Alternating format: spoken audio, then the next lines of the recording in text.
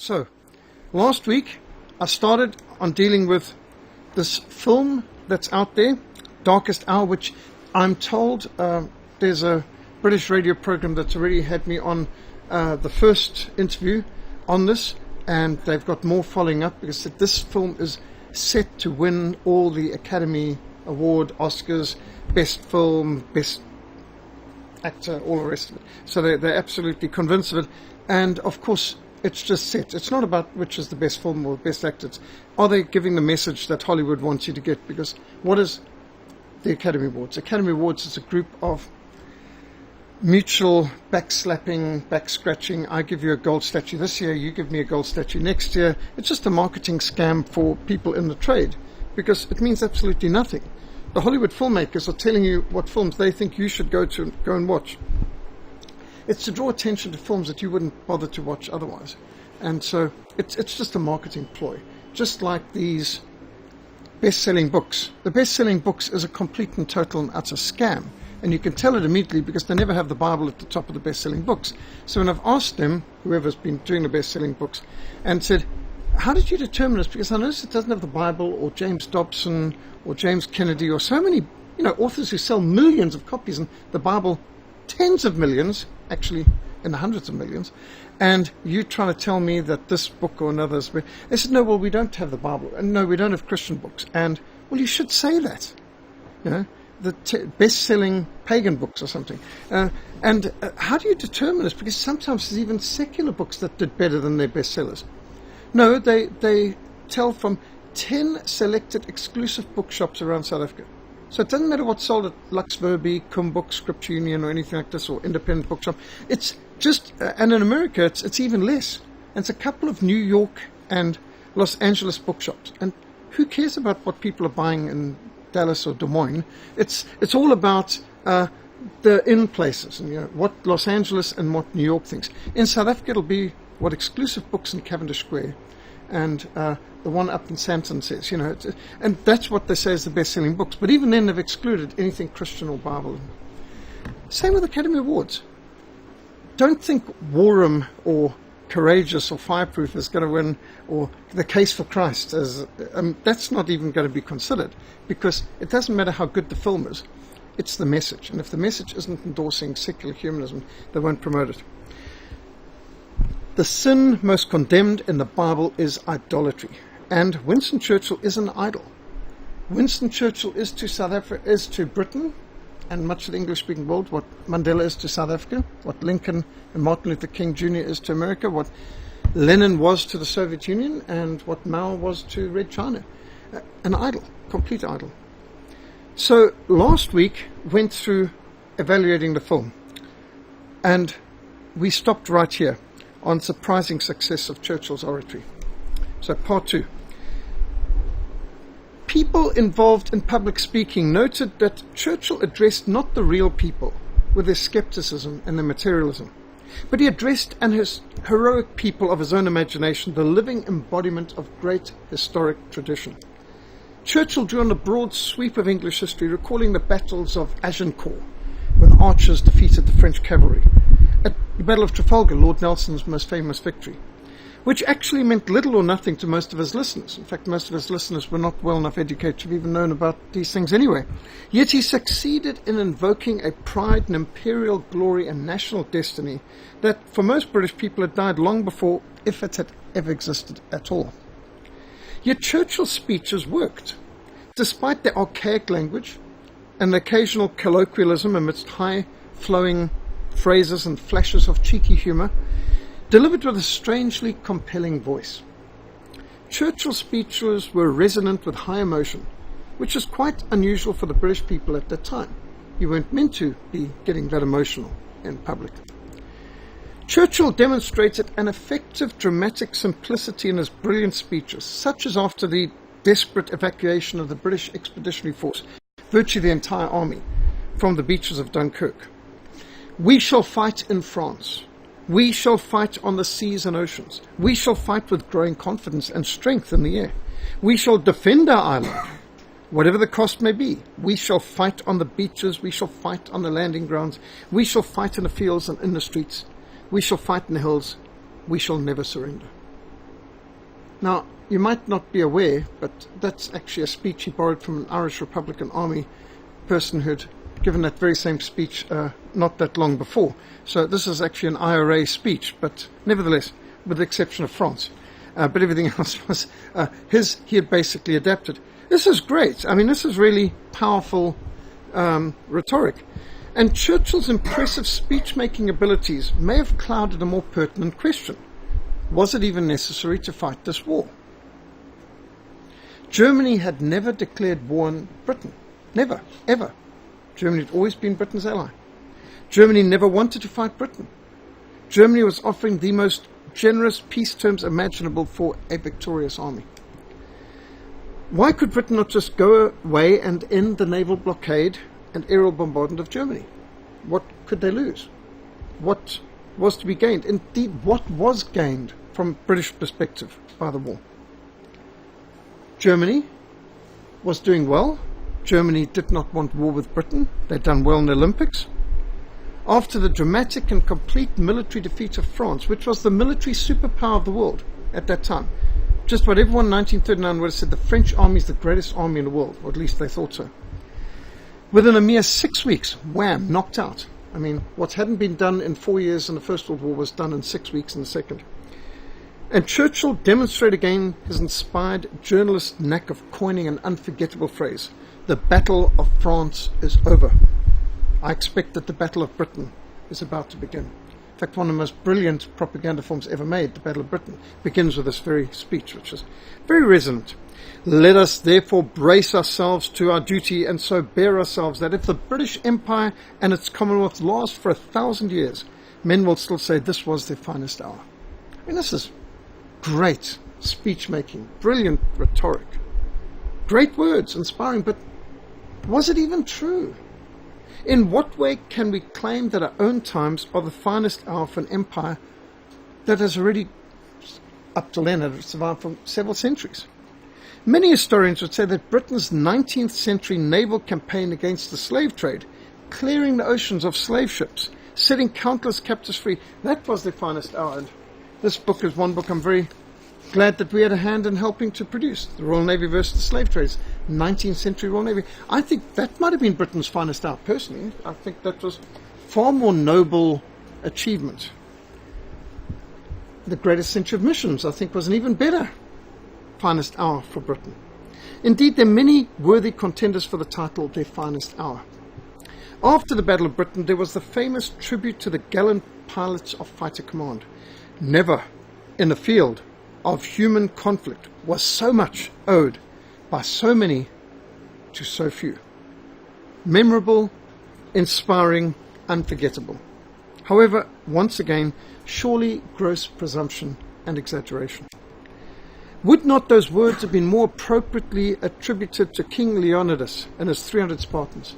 The Battle of Thermopylae, 480 BC, when an initial Greek fighting force of 7,000 blocked the path of the Persian army, claimed to number over 1 million for 7 days. And when their position was outflanked, King Leonidas dismissed the bulk of the Greek army and remained to safeguard their retreat with 300 Spartans, 700 Thespians, and 400 Thebians, who all fought to the last man.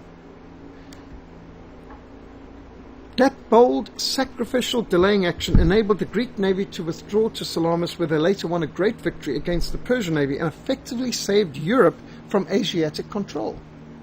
Surely they could say, never before in a field of human conflict has so much been owed by so many to so few. I would think King Leonidas and his 300 Spartans earned that title far more nobly. Similarly, you could recount the courageous siege of Malta, where a few hundred knights of St. John held out against a vast Turkish army of over 40,000 initially, later reinforced, in a siege of almost 4 months, helping to save Western Europe from invasion. The decisive Battle of Lepanto in 1571 and the successful raising of the Siege of Vienna in 1683 are surely far more worthy recipients of such an accolade. Never before in the field of human conflict was so much owed by so many to so few. But you see, in those cases, it was Christianity against Islam. It was Christianity against paganism. It was Europe against Asia. And that's not the kind of way that the multicultural New World Order wants to think today. But Winston Churchill achieved something far more important than saving Western Christian civilization. He helped save the Soviet Union. And for that, he gets the undying loyalty and appreciation of Hollywood and the Academy Awards. Churchill's speeches, however, were backed up with impressive photo ops, press, rousing newsreels, strategic personal appearances, all designed to promote war propaganda and further mobilize the nation and the empire in a war at all costs to the very end. And you'll have to look very, very, very carefully to see the South African flag here. In fact, I can't see it, but you'll notice the Soviet flag is right behind the Union Jack and the US flag, and really, honestly and truly allied with the Soviet Union. You can see some very interesting propaganda posters. Let us go forward together. You know, that is about as mindless and meaningless as the kind of propaganda you get today. Go forward where? Who's us, by the way? Don't see you going in the front. Women of Britain, come into the factories. Yay! So much more meaningful to produce bombs to tear other people's fathers apart than to be at home raising your own children, isn't it? Help Britain finish the job. What job? This man is your friend. Russian. Notice the hammer and sickle, red star. Yep. He fights for freedom. You've got to be kidding. This is produced by Churchill's propaganda department. And then they make it look really, yay, wonderful about 1,000 bomber raids. What is actually wonderful about the 1,000 bomber raids, bombing places like Cologne and Bremen? It's extraordinary that Winston Churchill came to be so popular with the common people, as he was probably the most ostentatiously self-indulgent leader who's ever been appointed to 10 Downing Street. He woke up at about 8 a.m. to be served a copious breakfast of multiple courses, dispatch box of telegrams and memorandums. He stayed in bed for most of the morning, dictating to his secretaries, who had to be in his bedroom to take his dictation while he's in bed having his breakfast, and smoking his cigars. His first bath the day followed. He generally had 2 baths each day. He changed his shirt 3 times a day. Each of his 3 meals a day were massive and included brandy and cigars. My rule of life prescribed as an absolutely sacred right smoking cigars and also drinking of alcohol before, after, and if need be, during all meals and in the intervals between them. So that's a sacred right. Churchill frequently embarrassed officials by appearing like a Roman emperor in his bath towel, dripping in the bathroom at all hours of the day. Daily, his secretaries had to take dictation from him while he luxuriated in the bath. They would have to sit and take dictation while he's bathing, with cigar and brandy in hand, of course. He was described by those who worked for him as rude, overbearing, loquacious, moody, insulting, and arbitrary. His long-suffering wife, Clementine, warned him, "There is a danger of you being generally disliked by your colleagues and subordinates because of your rough, sarcastic, and overbearing manner." And in fact, some of the things that she said are really quite incredible. Desmond Morton, his long-trusted advisor, expressed horror at the depth of selfish brutality revealed in Churchill's sudden rages against those who crossed him. His egotism and irascible temper were legendary and was mentioned in the diaries of many generals, like General George Patton, who was horrified to see his behavior at the Casablanca conference in Morocco, where in a Muslim country he was demanding alcohol to be served, which was against their rules. Churchill's intake of alcohol was continuous throughout the day. His comment, "I've taken more out of alcohol than alcohol has taken out of me." Churchill harried his subordinates with a never-ending stream of queries and instructions which could seriously disrupt the vital work of whole ministries by sudden, importunate demands for information and action. Some officials later recorded they felt they were fighting a war more against Churchill than Hitler. The Navy in particular was continuously trying to prevent Churchill's dream of a successful rerun of his most disastrous Gallipoli campaign of 1915, when the British lost massive amounts of battleships, cruisers, destroyers. It was just ridiculous. Ships don't fight forts, said Lord Nelson, but Churchill thought otherwise, and he sent in his battleships to take one of the most well-defended straits in the world. At the mouth of the Dardanelles, Gallipoli they call it, the pathway is 3 miles wide. And then it broadens out in the middle, and then it narrows to 2 miles at Constantinople. And he wanted battleships to sail between the pillboxes and entrenched artillery pieces there and try and take Constantinople from the sea, which of course is impossible. And when that failed, he sent in the Anzacs, the Australians and the New Zealanders, and they lost 250,000 men dead in this campaign, and they achieved nothing. And they lost more capital ships there in that action than even lost at the Battle of Jutland, which was one of the most serious naval battles in history. As Minister of Defence, Churchill summed up his method in one witty phrase: "All I want is compliance with my wishes." Churchill could simultaneously direct grand international political and military strategy and intervene to determine the size of jam rations or demand an increase in the output of playing cards for gambling. I mean, this man was the master of micromanagement. Churchill insisted on being given at delivery a selection of ultra-secret decrypts every day. These were often delivered by the head of MI6, Sir Stuart Menzies, in person. Menzies tried to make sure that there was at least one juicy, scandalous item a day to suit the Prime Minister's palate.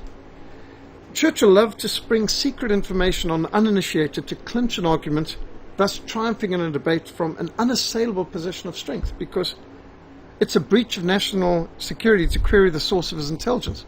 It was so ultra-secret you couldn't even mention ultra. Couldn't even mention GC and CS, the General Code and Cipher School. Couldn't even mention the initials. And it was so secret, it was completely wrapped up for 60 years after the war. You weren't allowed to even bring this out about how they won the war, because it was considered a breach of national security, even when the technology was way past. And the only conclusion people could come out with is that they didn't want people to know that they actually knew everything about the enemy's disposition ahead of time through the ultra secret, through the code breaking. Churchill's military strategy was summed up in 2 words: blockade and bombard. Naval blockade and aerial bombardment. And here you can see the beginning of the aerial bombardments and the targets in Germany already starting in 1939. Already from the 7th of September, Britain was bombing targets in Germany, mostly naval bases at first. And you can see all these blue dots are British targets where the British are bombing. The poor French lost more people to Allied bombardment from their liberators, allies, than they lost in the war with Germany. So the ridiculous thing is that the Allies killed more French than the enemy did, theoretically. And now the red dots are where the American Air Force are bombing, and the blue are where the British Air Force is bombing. And you can just see the devastation caused as they go all the way through, flattening whole cities. To which he later added sabotage. SOE. We looked at this in the history of terrorism last year. So this was rearranged into the 3 S's: strategic bombing, which means bombing of cities, saturation bombing, sabotage, and subversion, meaning starting what we would call today terrorist groups, but they called them partisans, resistance, but they were bombing and assassinating, poisoning and so on. Within just 5 days of becoming Prime Minister, he had already ordered Bomber Command to raid the industrial areas of the Ruhr in Germany, bombing urban centres. He diverted a high proportion of Britain's limited resources to the strategic bombing of Germany, with some of the biggest bombs you can imagine. I mean, that's a 10,000 kilometre or 22,000 pound bomb. Unbelievable. One of those, by the way, destroyed the Dom, the main cathedral in Berlin. It dropped a 10,000 kilogram bomb right through the main dome of the cathedral. He diverted a high proportion to this. He was not at all put off by the fact that the bombing offensives since 1940 and 1941 were actually a series of fiascos. The night attacks were costly and inaccurate, and they had no effect on German war production, and they killed more British flyers and even German civilians died in these bombings for 2 years. And when the French government surrendered, Churchill showed his ruthlessness by ordering the sinking of the French fleet at Oran and seizing all of the French ships in British waters, violently. And the fact that the Royal Navy could go from being your friend and ally to sinking them within literally days still stuns the French. Churchill continually sought to convince himself and those around him of the success of his strategies and of the truth of his own speeches. However, the generals and admirals around him were well aware that, contrary to his broadcasts and speeches, Britain was not winning the war. The German people were not demoralized, nor was the German economy anywhere near a breaking point. It wasn't even on a full war footing yet. And Churchill continued to speak about how the people are about to break and morale in Germany is terrible and how the occupied countries hated them, and yet that's not the way it looked like on the ground to the Wehrmacht, who were welcomed like they were liberators in Ukraine, for example. Darkest Hour, the film, showcases some of the great speeches of Winston Churchill, including, "Without victory, there can be no survival." That makes rousing patriotic speech, but is it true? There are many countries that have experienced defeat in war that have survived and even thrived. As Reverend Bill Bathman pointed out in his book Going Through, when he first arrived as a missionary in Europe in 1951, Britain was economically depressed and looked like they had lost the war. There was still rubble in the streets, there was still rationing in Britain, but not in Germany in 1951. He said Germany, which had been savagely bombed by almost non-stop 1,000 bomber raids day and night, which turned the cities into literally rubble. Germany in the 1950s looked like they had won the Second World War. And the phenomenal work ethic of the Germans rebuilt the country faster and better than Britain had. Britain didn't have that much damage to repair anyway. And literally out of the rubble, cities were rebuilt, normally by the women, because the men were either killed or in concentration camps in the Soviet Union, work as slaves for the French and all the rest. And nowhere more impressively than in Dresden. We could see the first thing they did was restore the statue of Martin Luther, and in time the church, the city, and symbolic of the reconstruction of a city that had been turned to absolute rubble in the incineration of the firebombing.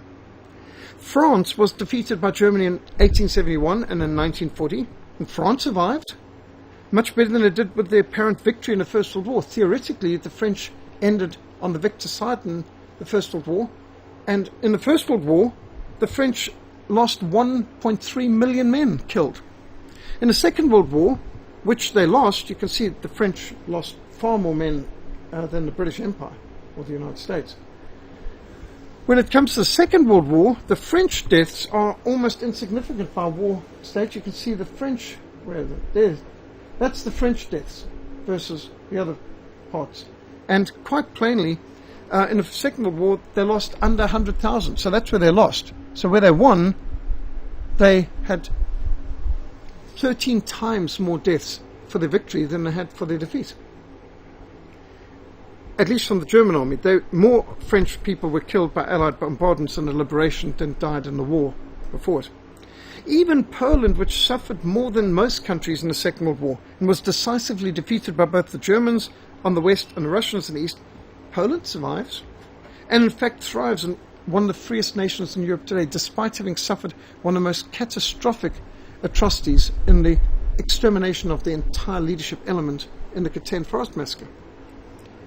My own father, who fought all 6 years of the Second World War in the Royal Artillery, most of it in North Africa and Egypt, and fighting against the Africa Corps, who he greatly respected, my father observed, if we could have seen what would happen to Britain after the war, we would not have fought against one another, we would have fought together against the real enemy, which actually he saw as France. As The Darkest Hour so dramatically demonstrates, Winston Churchill used rhetoric to harden public opinion against a peaceful resolution. He really did marshal the English language and send it off to war. But was it worth it? Was it necessary? What did it achieve? One of the most intense scenes in Darkest Hour is where Winston Churchill bellows at his war cabinet, "You cannot reason with a tiger while your head is in its mouth." Again, great turn of phrase, but in what sense is this true? the vast British Empire was by no means in any tiger's mouth. I mean, Germany's there. There's Britain. Here's the British Empire. How is your head in the tiger's mouth? They've got this phenomenal empire, this colossal navy, and the British Empire was not in any tiger's mouth. Nonsense. As the English Channel had stopped Napoleon forces 150 years before, so it would prove an insurmountable obstacle to Hitler's panzers. As Patrick Buchanan points out in his Churchill, Hitler and the Unnecessary War book, Germany never had an aircraft carrier, never produced a landing craft or a 4-engine bomber. Evidently, Germany didn't even intend to cross the Channel. It was evident by the very weapons of the Wehrmacht, the Kriegsmarine and the Luftwaffe, that world domination was never the aim, only domination on the European continent. World domination is what Britain, France, United States and Japan had with their massive empires. I mean, just notice, you've got to really concentrate, see how big Germany was then. And then you see the French Empire, see all the purple sections here. French Empire is huge, huge. The Japan Empire, massive area that they controlled. As for the Americans, as for the British Empire, all the red sections, they were the world dominating powers. What's this business that Germany was seeking world domination? The British and French already had it. And especially with their predominance of aircraft carriers and huge naval fleets. Now, the British had 13 aircraft carriers in the Second World War. Japan had 11. I think America had 12. Germany had none. France had 3. I mean, how can you have world domination without an aircraft carrier? These are just some. These are 3 British aircraft carriers in a row working together. These are American aircraft carriers and destroyers. I mean, wow. How are you going to have world domination without aircraft carriers? Here's some of the American aircraft carriers. If Germany wanted world domination, it would have helped them to demand the surrender of France's naval fleet, because the French naval fleet was 40% the size of the British, which made it 4 times the size of the German Kriegsmarine. So the German Kriegsmarine was barely 10% the size of the Royal Navy. How are you going to have world domination when your Navy cannot even come up to not even 20% of the Royal Navy's strength? And the Royal Navy is not on its own, it's allied with how many others? France's navy was 4 times the size of Germany's Kriegsmarine. However, despite the Allies having demanded the German High Seas Fleet and the Merchant Marine at the end of the First World War, Germany never attempted to demand France's fleet, even after their decisive 6 weeks blitzkrieg victory over France. Now, Winston Churchill famously declared time and again, it's impossible to compromise with dictators. Fine sentiment, except that he had once been a great admirer of El Duce, Mussolini, the dictator of Italy. Churchill praised Mussolini in these words: "I could not help being charmed by Signor Mussolini's gentle and simple bearing, and by his calm, detached poise, in spite of so many burdens and dangers. If I were Italian, I am sure I would have been with you entirely from the beginning. What a man! I've lost my heart. Fascism has rendered a service to the entire world." That is a quote from Winston Churchill, referring to El Duce, Mussolini. And Mussolini, to be fair, had achieved a tremendous amount in reorganizing, disciplining, bringing up Italy, making their once worthless lira a solid currency. In fact, Mussolini had done a lot of good for Italy, and yet later on he spoke about him like he was one of the most evil people on the planet. This is Winston Churchill being inconsistent. As late as November the 7th, 1938, when he was already the most open critic of Adolf Hitler, Winston Churchill was quoted in the London Times saying about Adolf Hitler, "I have always said that if Great Britain were defeated in war, I hope we should find a Hitler to lead us back to our rightful position among the nations. Those who have met Herr Hitler have found a highly competent, cool, well-informed functionary with an agreeable manner, a disarming smile, and few have been unaffected by subtle personal magnetism." Now, it's not the most warm praise Adolf Hitler received, but this is from his main enemy, his primary #1 nemesis, the one who was the most vocal in his rhetoric against Adolf Hitler, and yet he could admit to a whole lot of positives. But he says you can't compromise with dictators. Now, interesting as those quotes about Mussolini and Adolf Hitler are, the massive fact of history is Winston Churchill compromised with the most bloodthirsty dictator in the history of mankind, Joseph Stalin of the Soviet Union, the man who gets the Guinness Book of Records for being the most bloodthirsty mass murderer. As Pat Buchanan observed, Churchill knew of the mass murders on Lenin's orders, the massacres of the Tsar's family, Stalin's slave labor camps, the forced starvation in the Ukraine, the Holodomor, the great purge of the old comrades and the Russian officer corps, the show trials, which had about 650,000 people executed, the rape of Finland and the Baltic republics, and Katan, meaning the murder of the Polish officer corps. As historian John Lewis Gaddis writes, the number of deaths resulting from Stalin's policies before the Second World War was between 17 and 22 million. These days, actually, we know it was in excess of 36 million. 1,000 times the number of deaths attributed to Hitler as of 1939. The heaviest number that anyone could say that before the start of the invasion of Poland on the 1st of September 1939, the number of people that could have been killed by Adolf Hitler or any members of the Nazi Party, any of the German army, the whole lot combined, would have been somewhere close to 300. Most of which were the SA, the stormtroopers of Ernst Röhm, who was personally killed by Adolf Hitler. He was a socialist revolutionary who was working for a second revolution, and Adolf Hitler personally shot him in his bed with his homosexual lover, with his Luger, and something which shocked even Mussolini. Couldn't believe the utter ruthlessness of Adolf Hitler to deal with someone who'd been key in bringing him to power, but when it came to a matter of principle, he took him out personally. He didn't send someone else. He walked in himself and he shot Ernst Röhm, who was the leader of the 3 million strong stormtroopers, the SA, which was bigger than the German army, much bigger. And he took him on. And they killed a few hundred in the Night of the Long Knives, which was basically communists and socialists who were wanting a revolution within Germany. So as of 1939, September 1939, Adolf Hitler, by the greatest stretch of imagination, might have been responsible for up to 300 deaths total. That includes Kristallnacht, the whole lot, which he immediately, when he heard about it, ordered the police and army to stop these people burning synagogues and attacking when a German diplomat had been assassinated by a Jewish terrorist in Paris, and Kristallnacht erupted, and he was furious, and he and Hess did everything they could to stop this madness, as they called it. But even if you put that blame on them too, he had killed maximum 300, and Stalin had killed anything from 17 to 36 million, depending on whose stat you take it. And yet, Churchill was clamoring for war on Hitler and an alliance with Stalin. Does that make any sense? In 1919, Winston Churchill had no doubt that of all the tyrannies in history, the Bolshevik tyranny is the worst, the most destructive, the most degrading. The atrocities committed under Vladimir Lenin and Trotsky were incomparably more hideous, on a larger scale, and more numerous than any for which the Kaiser is responsible. And he had been the number one advocate to blame the Kaiser for everything in the First World War, which wasn't justified, but this is coming from Winston Churchill.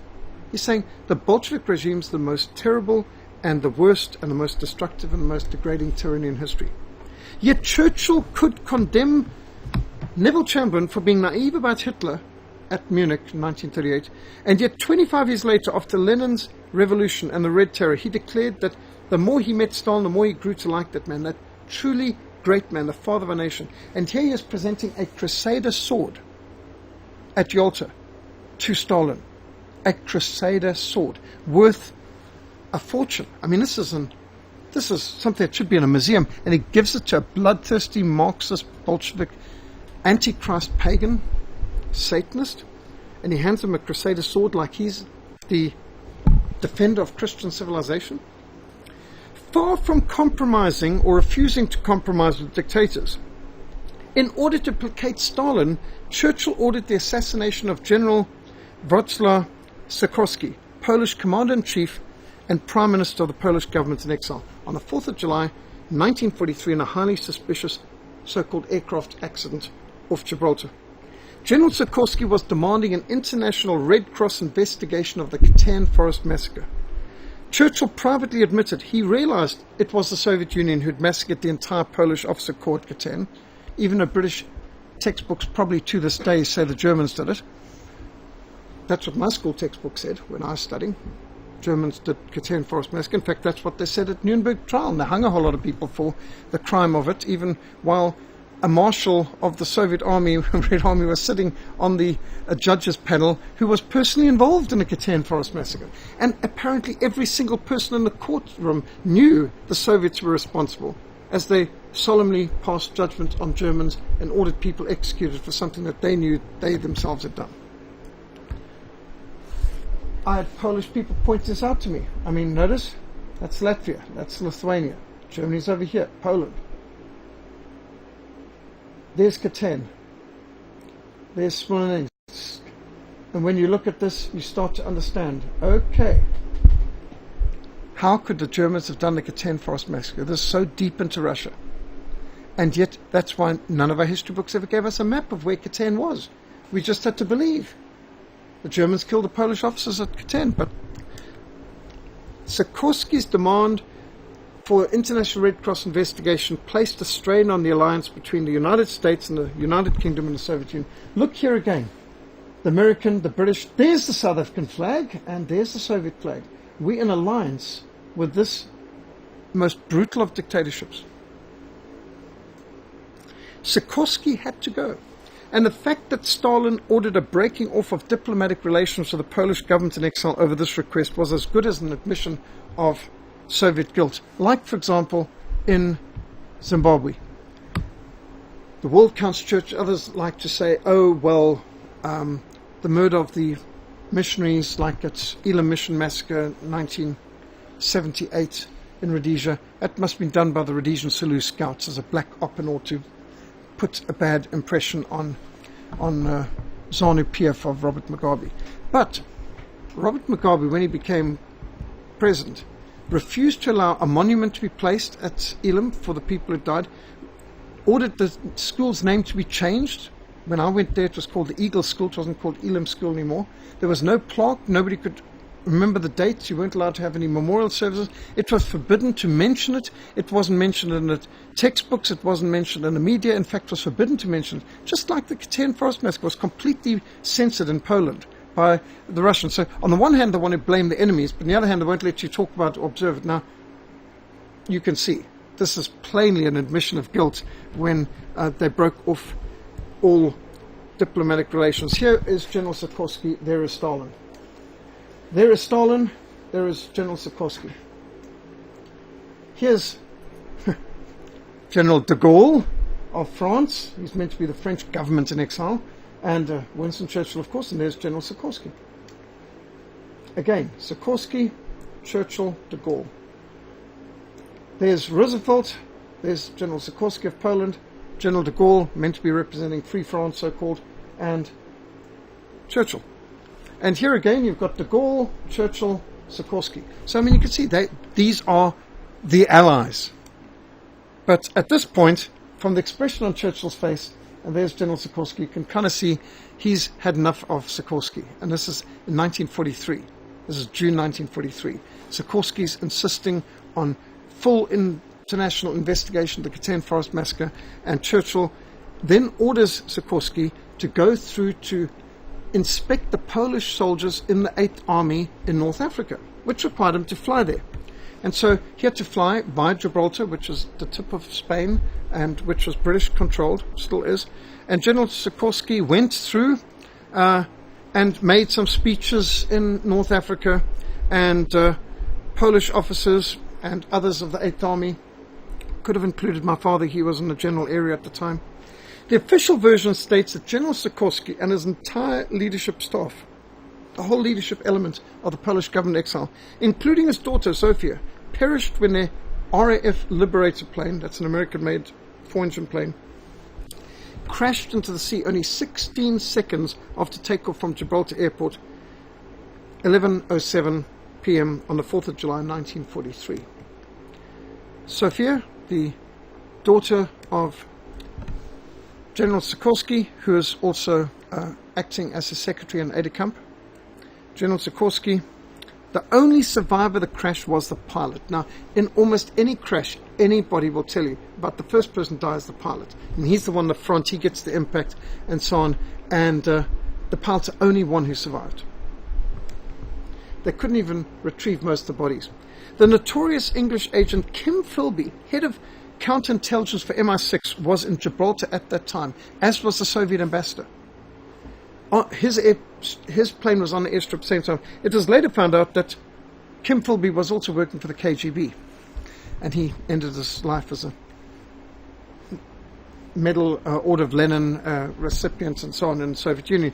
Well, Kim Philby probably got the orders from two sides, because Sikorsky was on a hit list for both the KGB, NKVD at that stage, and British MI6. Churchill received a phone call from FDR saying, "You've got to stop Sikorsky."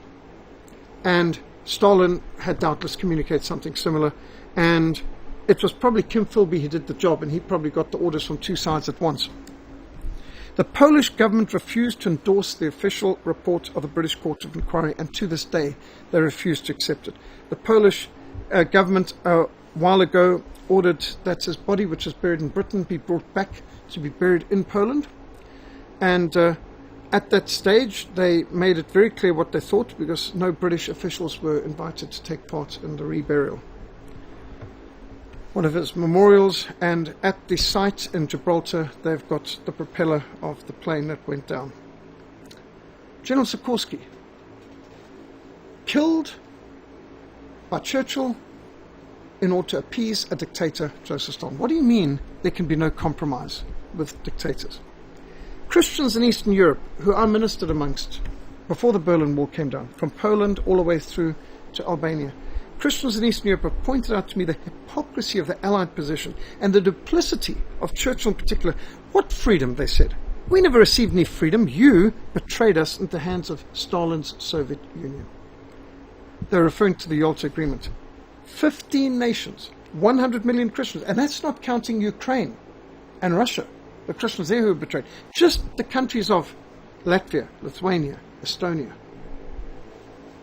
Poland, Hungary, Czechoslovakia, Romania, Yugoslavia, Albania.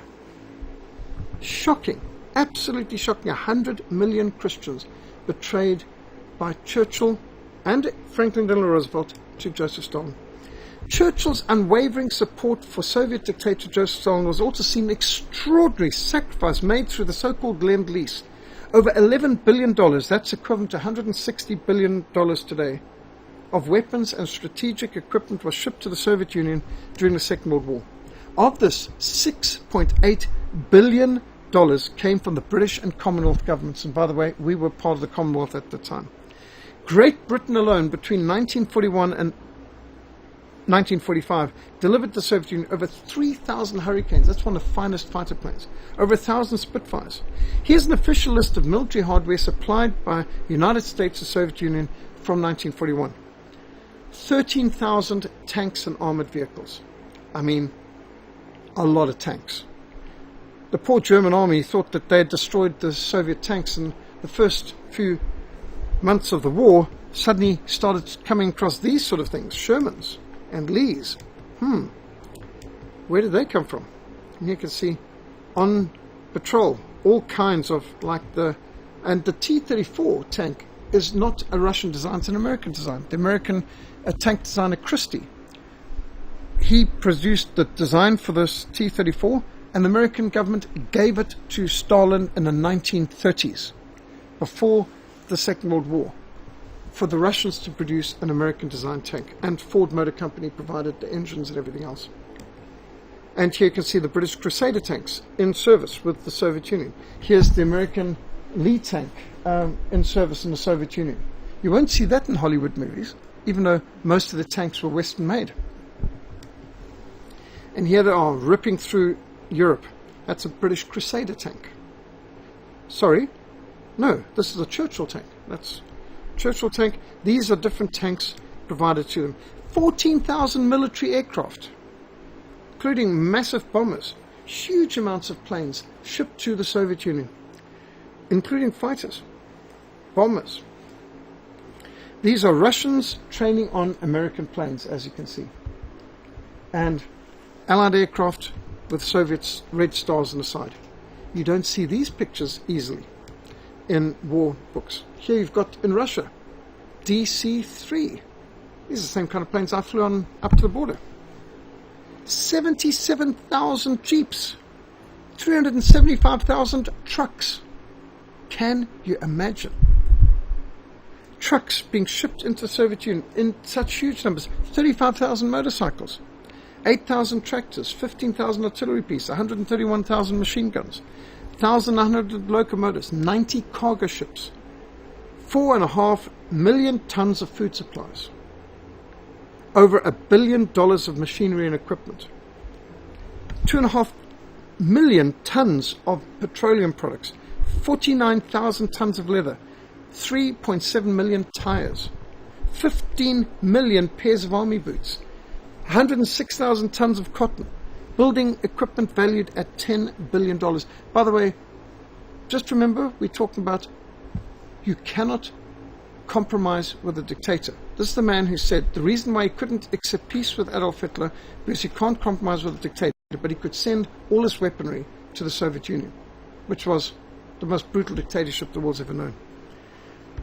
And it just carries on. Along with 29 tankers, 433 combat ships, the US provided over 2 million tons of petroleum products, mobile bridges, railway equipment, aircraft, radio equipment, and many other items that weren't even listed.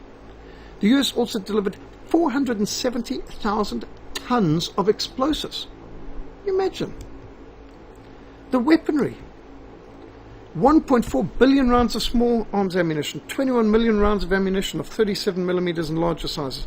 Raw explosives delivered were enough for the Soviets to load more than 60 million artillery shells. 60 million artillery shells. The US sent 270,000 tons of rolled steel, enough to equip 15,000 T-34 tanks. And all the US effort resulted in an immense quantity of war materials delivered to the Soviet Union, while the Germans and Scandinavians and volunteers from all over Europe were involved in Operation Barbarossa, trying to destroy communism. Capitalists from the West were helping to save the Soviet Union from collapse.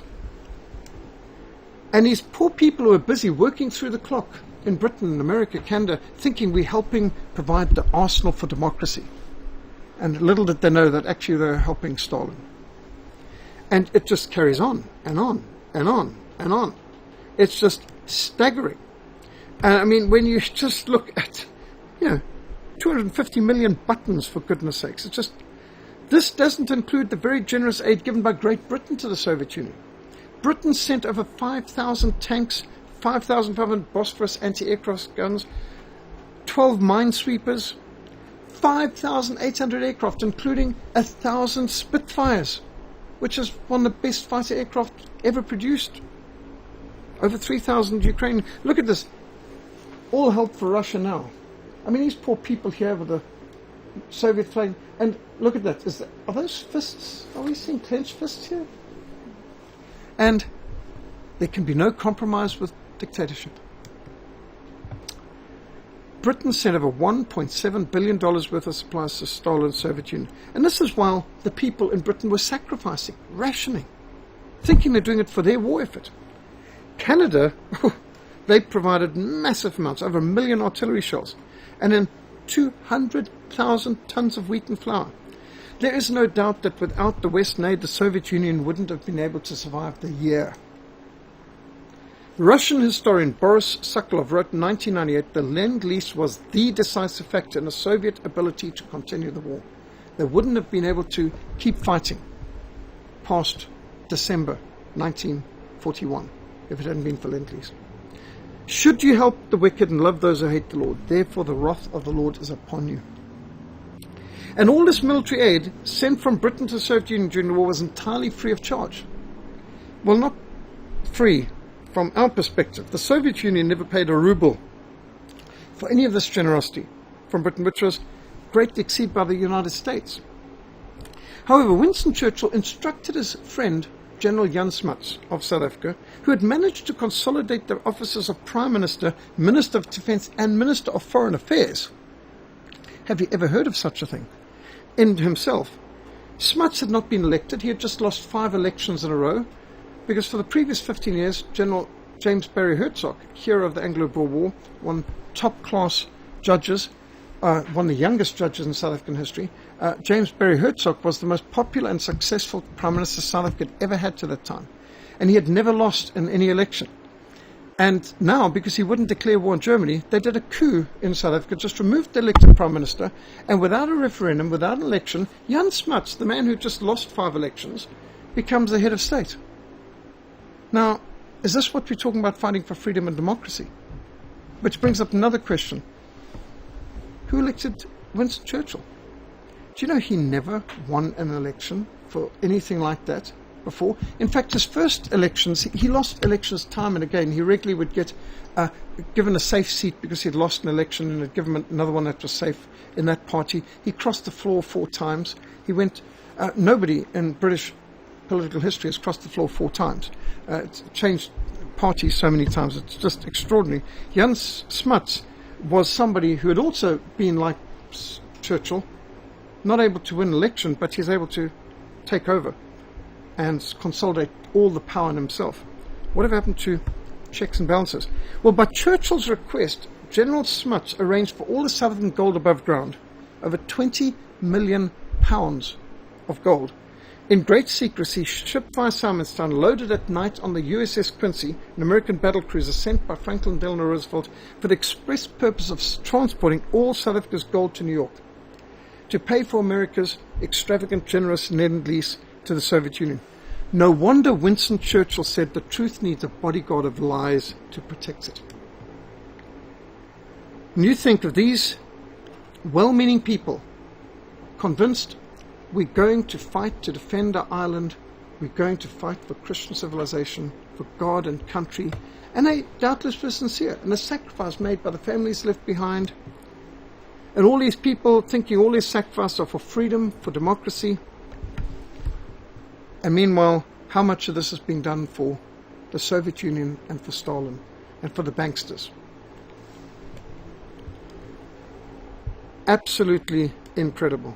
Winston Churchill was the source of great speeches, but not good policies.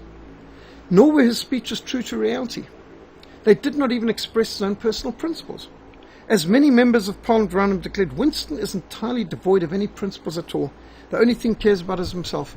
He even says in his own books, I don't actually care about the principles which I speak about. I'm only concerned about the impression the speeches make on the minds of my hearers. Rhodesian Prime Minister Ian Smith, who served all 6 years of the Second World War as a fighter pilot in the Royal Rhodesian Air Force, and who was shot down behind enemy lines, declared upon reflection, we would have been better off losing World War II, or even better not getting involved in it at all. We lost more by winning than we would have lost by winning. We lost more by winning than we would have lost by losing.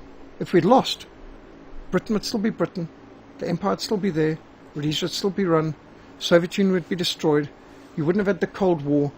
In fact, Africa would still be run in partnership with Europe and be a paradise. And tens of millions of people in Africa who died violently, or even more by starvation, would have survived. With hindsight, we fought on the wrong side, Ian Smith said to me. The real enemy was communism. We did not realize it at the time, of course, but we were not really fighting for Christian civilization, as Winston was telling us. We weren't fighting for freedom because we were allied to Stalin's Russia. Instead of freeing Europe, we helped Stalin enslave half of it under communism. Now, I'm summarizing what he said over many times in many different ways in quite a few meetings that we had. Ian Smith told me it would have been better if Britain had stayed out of the war and let Germany smash communism in Russia once and for all. Or better still, we should have actually helped free Russia from communism. That would have spared a lot of people a lot of grief. Darkest Hour, the film that's about to get all these Academy Awards, suggests that Winston Churchill was a principled person concerned with doing the right thing. However, his track record would suggest otherwise. His political record is of an opportunist who crossed the floor and leapfrogged to other parties at an incredible 4 times. Depending on how the political winds were blowing, he moved from conservative to liberal, to constitutionalist and back to conservative, changing party loyalty in order to gain high political office. As James Marley declared in 1908, Winston has no principles. In 1913, A.J. Gardner declared, Winston will write his name in history, in blood. Yet a 2002 BBC poll declared that the people of Britain consider Winston Churchill the greatest Briton of all time. Of all time. I mean, forget King Arthur, King Alfred the Great, Queen Elizabeth I, forget Oliver Cromwell, forget any of the people that people would have looked at over the years, or even his own great-grandfather, the Duke of Marlborough, John Churchill, who was a great soldier actually, won the Battle of Blenheim as an ally of Germany, by the way, fighting against the French. Churchill is certainly one of the most extraordinary people of the 20th century. He came under fire as a correspondent attached to the Spanish army in Cuba during the war there. He fought with the Malakand field force in India, and at Afghanistan he rode in the last cavalry charge of the empire at Omdurman. He was taken prisoner in the Anglo-Boer War. He escaped to write best-selling books about his war experiences, and he became an international celebrity and entered Parliament at 26 years old. By the way, he said, the most terrifying sound I ever heard in my life was the night I was captured by the Boers. I heard them singing psalms, and I said, my God, what enemies are these? What kind of people are we fighting? They have the better cause. And yet he supported all the atrocities of scorched earth and concentration camps. At 36, he was the first Lord of the Admiralty, where he is the most powerful voice in the British cabinet for war. Cashiered after Dardanelles Gallipoli disaster, Churchill spent some time at the Ypres front. Interestingly enough, for a few months he was opposite Adolf Hitler. Adolf Hitler was in the Bavarian Corps just on the other side in Ypres, where he got gassed and was blind for 4 months. Interesting, two artists who became heads of state on opposite sides were at the same battlefront for just a short while. And he became Minister of War and Air in Lloyd George's cabinet.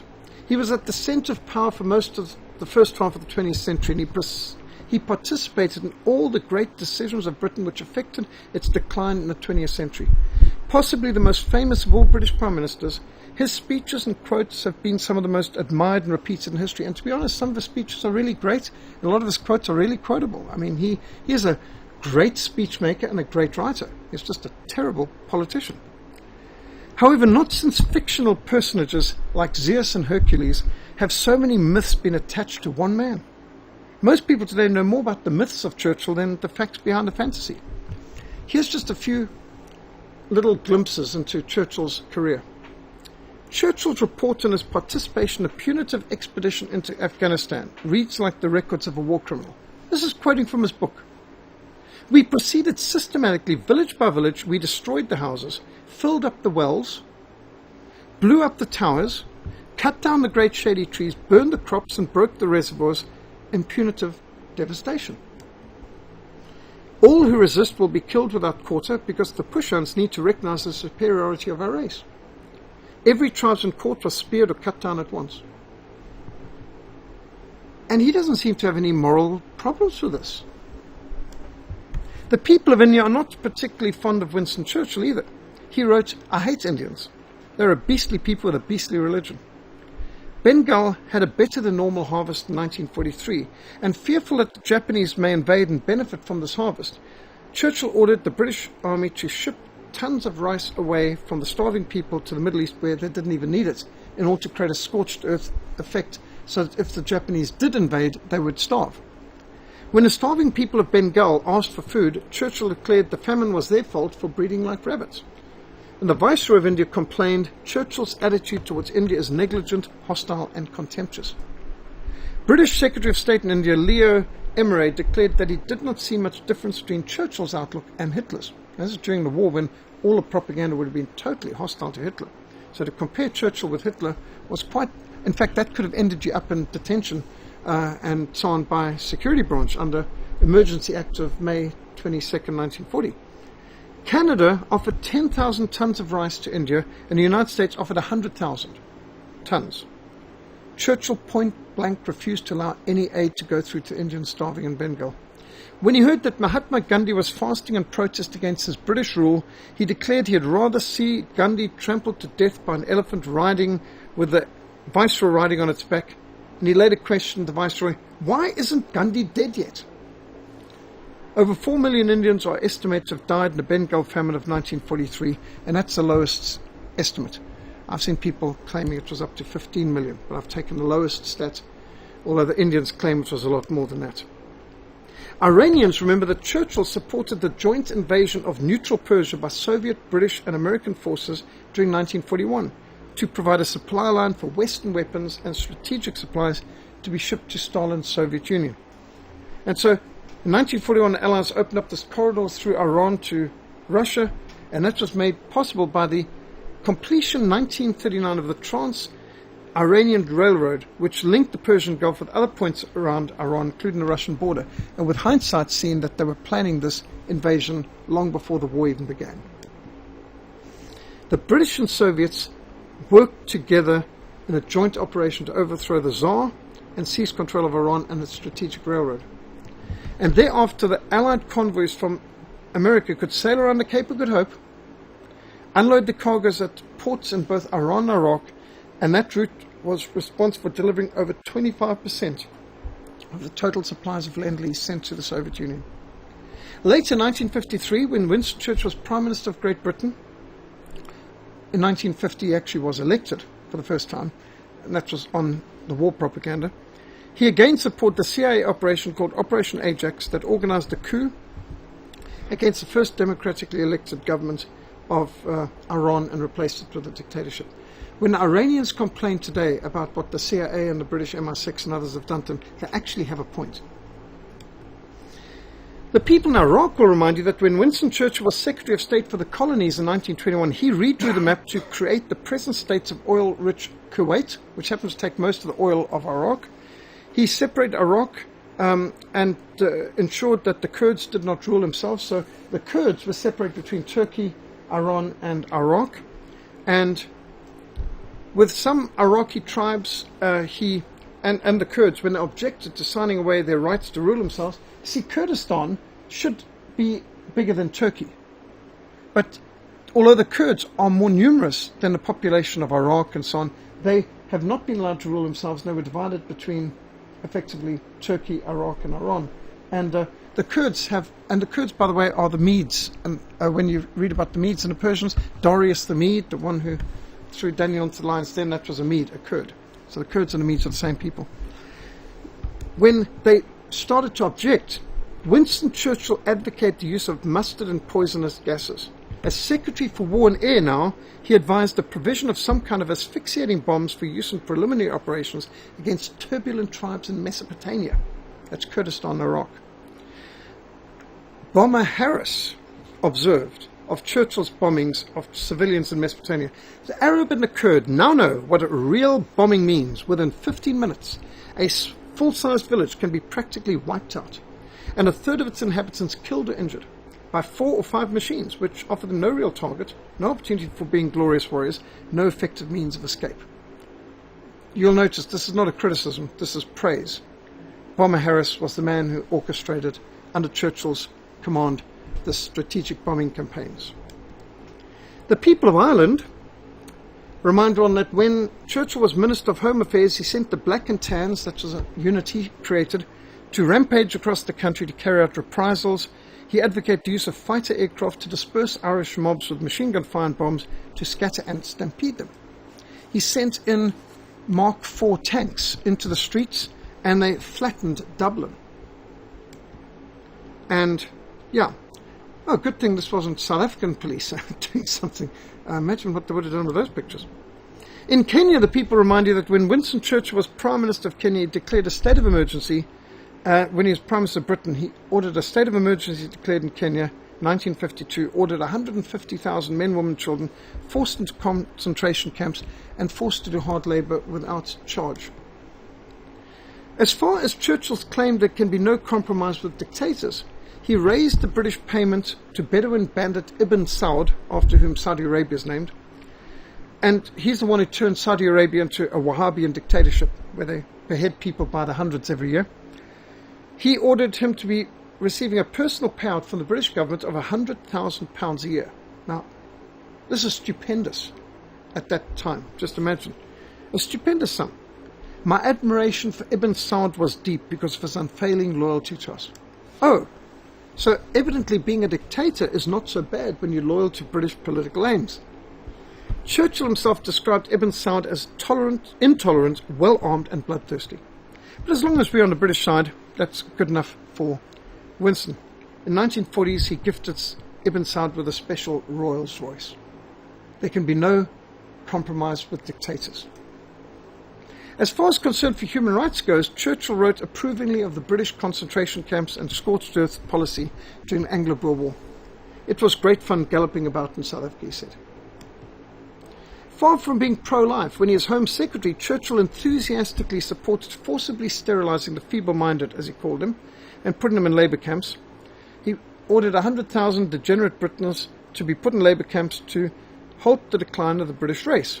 He also suggested tramps, beggars and wastrels should be sent to labour colonies. Now, how is this different from what he's criticising Adolf Hitler from doing? Although Winston Churchill made a name for himself as an opponent of socialism, both before and after the First World War, with brilliant comments like, socialism can only work in heaven where they don't need it, and in hell where they already have it. They're great quotes. But he did put in place a severe national socialism in wartime Britain while he was Prime Minister. As the Mises Institute observed in 1950, it is noteworthy to remember that British socialism is not an achievement of Clement Attlee's Labour government, but of the War Cabinet of Winston Churchill. Churchill, as colonial secretary, invented two client kingdoms, Transjordan and Iraq, both artificial and unstable states. He denied the Kurds their own homeland. He carved out most of Iraq's oil fields into a new state called Kuwait, which Britain basically owns through the British Petroleum, BP. In a letter to his mother, Winston Churchill stated, "I do not accept a Christian or any other form of religious belief." He said he believed in Darwinian policy of survival of the fittest, as when he was in Afghanistan, we a superior race, we kill all of them. He quoted positively from William Ernst Henley's viciously anti-God poem Invictus, "I'm the master of my fate, I'm the captain of my soul," and he even inserted that in some of his wartime speeches. As Patrick Buchanan points out, Churchill chose as his enemy Hitler, who wanted the British Empire to survive and endure, and chose as his ally Franklin Delano Roosevelt, who was determined to dismantle the British Empire. Asked how he could ally with Stalin, whose crimes he knew so well, Churchill answered he had only one single purpose in his life, the destruction of Hitler, and my life is much simplified thereby. If Hitler invaded hell, I would at least make a favourable reference to the devil. Well, he couldn't have been more hell-bent then in supporting Stalin. During his September 1942 trip to Moscow, where Churchill enjoyed a 19-course meal. Imagine a 19-course meal. How on earth does anyone eat a 19-course meal? That's all gallons of alcohol consumed. Churchill asked Stalin, "Have you forgiven me?" For things he had said against Bolshevism in the past. All that's in the past. It's not for me to forgive, it's for God to forgive, says Stalin. I mean, can you imagine this kind of conversation? On his return, Churchill rose in Parliament to tell his countrymen that they were fortunate to be allied with such a great man as Joseph Stalin. This great, rugged war chief is a man of massive, outstanding personality, a man of inexhaustible courage and willpower, a great man. Stalin has left me with the impression of a deep, cool wisdom and a complete absence of illusions of any kind. I mean, Churchill plainly sold his soul to the devil long before this. Churchill's concessions at Yalta were far worse than anything that Chamberlain made at Munich. As Pat Buchanan points out, the Sudeten Germans were clamouring to rejoin Germany. They just wanted to be back under German rule as they'd been in part of the Austrian Empire just a short while before.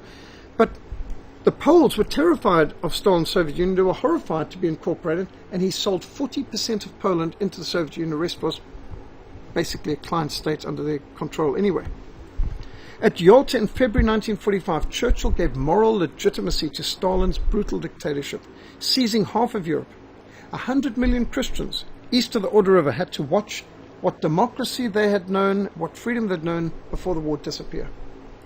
And they then suffered the added humiliation of seeing such words as free elections, sovereignty, democracy, independence, liberation, deliberately corrupted, debased, made duplicitous in a declaration of liberated Europe. That's what they call it, the Declaration of Liberated Europe. The very title of which, given the ugly reality underneath, is a piece of calculated Soviet effrontery. One, however, that both Churchill and FDR acquiesced in. I mean, Franklin Delano Roosevelt and Winston Churchill upon reflection, are two of the most wicked war criminals in the history of mankind. To Churchill, the independence and freedom of 100 million Christian peoples of Eastern Europe, amongst whom Bill Bathman spent 60 years ministering, and I made many precious friends, they weren't worth a war with Russia in 1945. Well, then why was Poland worth a war with Germany in 1939? Did Churchill even care about Poland? No, he didn't.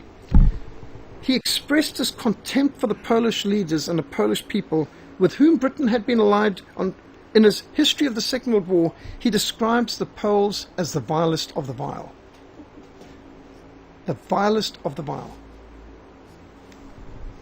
Which I think they could describe him as. Was it worth bankrupting and bleeding his country and bringing down the empire for the betrayal of Eastern Europe and the bankrupting of the British Empire? Was it worth declaring war to keep 350,000 Danzigers separate from the Germany they wished to rejoin?